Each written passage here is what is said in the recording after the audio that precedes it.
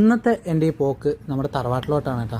1-2 മാസമായി തറവാട്ടിലോട്ടൊക്കെ ഒന്ന് പോയിട്ട്, അതുകൊണ്ട് തന്നെ വെറുതെ ഇരുന്നപ്പോൾ തറവാട് വരെ ഒന്ന് പോയിട്ട് വരാമെന്ന് വിചാരിച്ചു. അപ്പോൾ ഈ കാണുന്ന നമ്മുടെ തറവാട് കേട്ടോ. കുറച്ചധികം കാലപ്പഴക്കമുള്ളത് കൊണ്ട് തന്നെ വീട്ടിൻ്റെ പല ഭാഗങ്ങളും ഇടിഞ്ഞു വീഴും പൊളിച്ചു മാറ്റുമൊക്കെ ചെയ്തിട്ട് ഈ പരിപാടി നമ്മൾ നടത്തിയിട്ടുണ്ട്. ഇവിടെ വന്നാൽ കൂടുതലും ഞാൻ ഈ കാണുന്ന തൊഴുത്തിലും തൊടിയിലൊക്കെ ആയിട്ടായിരിക്കും ടൈം സ്പെൻഡ് ചെയ്യാട്ടോ. അമ്മിനിക്ക് ഇങ്ങനെ പറഞ്ഞിട്ട് ഇവർക്ക് മുമ്പ് വന്നിട്ടുള്ള കുറച്ച് ടീംസായിട്ട് ചെറുപ്പത്ത് ഭയങ്കര ഓട്ടവും ചാട്ടവും ഒക്കെ ആയതുകൊണ്ട് തന്നെ ഇവരായിട്ട് ഭയങ്കര കാര്യമാണ്. ഇവർ മാത്രമല്ല കേട്ടോ, കുറേ ആടും കോഴിയൊക്കെ ഉണ്ടായിരുന്നു. ഇന്ന് ഈ കാണുന്ന കോഴിക്കോടും ഈ കാണുന്ന കുറച്ച് കോഴിക്കുട്ടന്മാരുള്ളൂ. ഇതൊക്കെ കഴിഞ്ഞ് നേരെ തൊടിയിൽ പോയിട്ട് നമ്മുടെ ഈ പ്ലാവുന്ന ഒരു 2-3 ചക്കയൊക്കെ ഇട്ട് ആ ചക്ക ഏറ്റി പിടിച്ചിട്ട് നമ്മുടെ അമ്മായിൻ്റെ കയ്യിൽ കൊണ്ടുവന്ന് കൊടുത്തു. അമ്മ അതിനെ വെട്ടിപ്പൊളിച്ച് ചുളപ്പ് നിർത്തിയിട്ട് പ്ലേറ്റിലാക്കി നമ്മുടെ കയ്യിൽ തന്നിട്ടുണ്ടായിരുന്നു. അതൊക്കെ കഴിച്ച് കഴിഞ്ഞിട്ട് കുറച്ച് നേരം കഴിഞ്ഞ് അടുക്കളയിൽ പോയി നോക്കിയപ്പോൾ കുറച്ച് കപ്പയിരിക്കണം.